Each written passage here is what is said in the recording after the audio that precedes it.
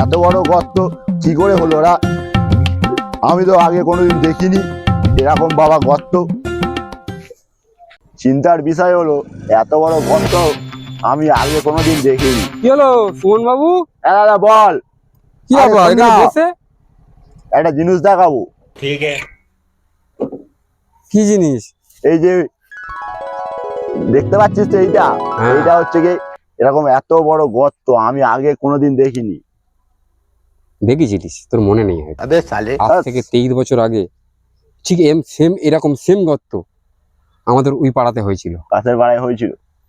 সেখান থেকে মা, বাবা আর একটা এইটুকুনি একটা বাচ্চা নেমেছিল, এলিয়েন। এবার বল কে? কে? তুই। আমি আমি কেন এলিয়েন হতে যাবো? তোর মাথা খারাপ হয়ে গেছে সব। মাথা খারাপ নয়, এখন ভাবছি যে আর একটা এরকম গর্ত হয়েছে মানে আবার কোন দম্পতি নেমেছে, আবার তোদেরই আত্মীয় হবে হয়তো। সব সময় আর কি লিমিট থাকে।